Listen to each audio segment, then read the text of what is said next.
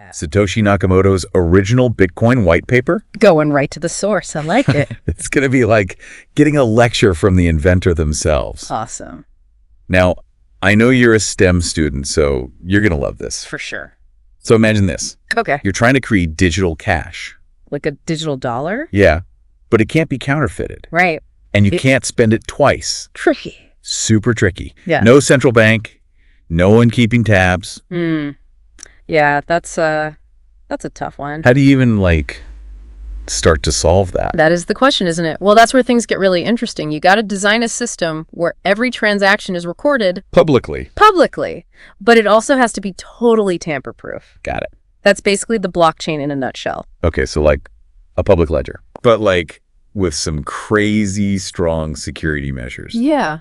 Yeah, you could say that. And the key to that security, What is it? it's this thing called a cryptographic hash function. What? A cryptographic hash function. Okay, break that down for me. Basically, think of it as a mathematical fingerprint for digital data. A fingerprint. Yeah, you take any piece of data, could be a transaction, a document, even an entire song. And this function, it transforms it into this unique string of characters. So every piece of data gets its own unique code. Exactly. And here's the thing, it's a one-way process. You can't reverse it. Meaning? You can't work backwards from the hash to get the original data. Oh, interesting. So it's like a black box, right? Kind of, yeah. You put something in, you get this unique code out. But how does that stop someone from, copying their Bitcoin? Or spending it twice. Right, spending it twice. That's where the blockchain comes in. Okay, here we go. Imagine, a chain of blocks. Each block has a bunch of Bitcoin transactions in it. Gotcha. Each block is linked to the one before it using the hash. The hash of what? The previous block's data. And this creates an unbreakable chain. Unbreakable, huh? You try to mess with even one transaction, you got to redo the hash for every single block after it. Wait, so messing with one link messes up the whole chain? Exactly. And these hash functions, they're computationally intensive, really intensive. So no one can mess with it. Exactly. No one can tamper with the blockchain unless they have more computer power than the entire network. That's pretty impossible. Yeah. I'm starting to see how clever this is. But I got to ask, the white paper also mentions something called a Merkel tree. What's that all about? Good question. It's a really smart way to organize all the transactions within a block. Okay. And to verify if a specific transaction is included. I'm intrigued. Tell me more. So picture this. All right. Each transaction in a block is like a leaf on a tree. Okay, I'm visualizing. We pair these transaction leaves up and hash them together. So we're moving up the tree. Yeah. And each new node represents the combined hash of the two transactions below it. You got it. We keep doing this, hashing pairs of nodes level after level until we reach the top of the tree.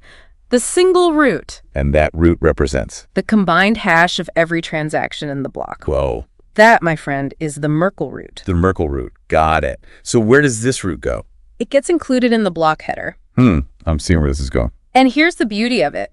To check if a specific transaction is legit, you don't need the whole block. Really? Yeah, you only need the Merkel root. So you can verify a transaction just by looking at the root. And a path of hashes that lead from the transaction to the root. Okay, slow down. I'm trying to keep up. How does that even work? It's actually pretty elegant. Let's say you want to check transaction X. Okay. You need the Merkel root and what we call a Merkel branch. A Merkel branch? What's that? It's the path of hashes leading from your transaction to the root. Like breadcrumbs. Exactly. You start with the hash of your transaction. Then you use the Merkel branch to hash it with its neighbor node at each level. Okay. Keep going until you reach the top. Then you just compare that final hash with the Merkel root. And if they match? Boom. Transaction's legit. Mind blown. And get this. If even one tiny bit of the transaction or the Merkel branch is changed, that final hash doesn't match. Nope. So it's totally tamper-proof. Exactly. It's a brilliant way to ensure data integrity. So we've got these hash functions creating these super secure fingerprints and then Merkel trees to organize it all. Yep. And remember, it's all happening without a central authority. Right. It's decentralized. This is one of the most revolutionary things about Bitcoin. This is all blowing my mind right now. Yeah. But okay, we've talked about double spending. Yeah. And verifying transactions. But how does the network decide which transactions get added to a block in the first place? That's where the proof of work system comes in. Proof of work. Okay, you're going to have to explain that one. It's a fascinating piece of the puzzle. It's like, imagine a global competition. Miners are racing to solve these complex mathematical problems. To add the next block to the chain. Exactly. So it's like a giant puzzle. Yeah, you could say that, a cryptographic puzzle. And whoever solves it first gets to add their block to the chain. Wow. Okay, I need to hear more about this proof of work thing. So proof of work, it's like this giant competition. Yeah, think of it like a giant cryptographic Sudoku puzzle or something. A Sudoku puzzle. Okay, I'm listening. Miners are basically trying to find this specific number. What kind of number? It's called a nonce. And when you add it to the block's data and hash it, it produces a very specific kind of hash. A special hash. What makes it so special? It has to meet certain criteria.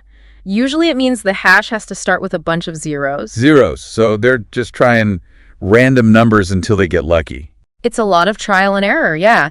And the more leading zeros you need, the harder it gets. So it's like a lottery. You got to match those zeros. Pretty much. And the difficulty of the puzzle, it changes all the time. What is that? So that new blocks are added to the blockchain at a steady rate. Makes sense. How often are new blocks added in Bitcoin? About every 10 minutes. 10 minutes, huh? So if more miners join the network, the difficulty goes up. Exactly. It's like an arms race, everyone trying to get more computing power. Wow, this is intense. But why is all this necessary? How does solving puzzles actually make the network more secure? All right, let's say someone wants to mess with a transaction to change it. It'd have to find a new nonce, right? Yep. And not just for that one block. They'd have to redo the proof of work for every single block that comes after. Wow, because changing one block changes the hash of the next one. And then the next one, and so on, like a domino effect. And since the difficulty is so high, it's practically impossible. They would need an insane amount of computing power to catch up. So it would cost them a fortune. Exactly. It just wouldn't be worth it. Proof of work is like it's an economic deterrent. So it's not just about the math, it's about economics too. It's all connected. And it all comes down to those fundamental math concepts we talked about. Cryptographic hash functions, Merkel trees, the blockchain itself. It's amazing what you can build with math. This whole deep dive has been amazing. We started with the idea of digital cash, and now we're talking about like the future of finance. And security, and all sorts of other applications. For you, as a STEM student, this is just the beginning. It's really mind-blowing to think about what's possible. I mean, secure voting systems, supply chain management, even scientific research could all use this technology. The possibilities are pretty much endless. To our listener out there, I encourage you to, keep exploring these ideas, keep learning. This stuff is shaping the future. Who knows, maybe you'll be the one to invent the next big thing. Maybe you'll build on these concepts and come up with something even more amazing. We can't wait to see what the future holds. Thanks for joining us on this deep dive into the world of Bitcoin. All right, let's get back to this proof of work thing. It's like a giant cryptographic Sudoku puzzle, right? Yeah, kind of.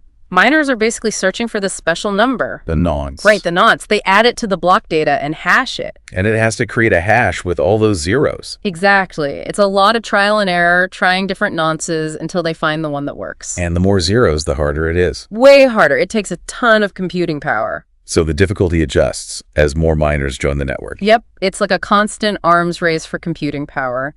Keeps the rate of new blocks pretty stable. About 10 minutes per block for Bitcoin, right? 10 minutes, give or take. Okay, I get the puzzle part. But I'm still a little fuzzy on how this actually protects the network. Like, how does solving this puzzle stop someone from messing with transactions? So think about it. If someone wanted to change a transaction, even just one tiny bit, they'd have to find a new nonce for that block. For that block and every single block after it. Whoa, really? Yeah, remember, each block's hash is linked to the one before it. Change one thing and the whole chain's got to be recalculated. It's like that domino effect again. Exactly. And with the difficulty so high, it's just not feasible. They'd need more computing power than probably exists to catch up. So proof of work is like this built-in economic safeguard. It is. The cost of attacking the network is just way too high. This is so clever. The more we talk about it, the more I'm amazed by how it all fits together. It really is a testament to the power of elegant design and some pretty hardcore math. We started with this idea of digital cash and ended up in this world of cryptography and decentralized systems. And it all comes back to those core concepts. Hash functions, Merkel trees, the blockchain. I mean, who would have thought that math could be this exciting?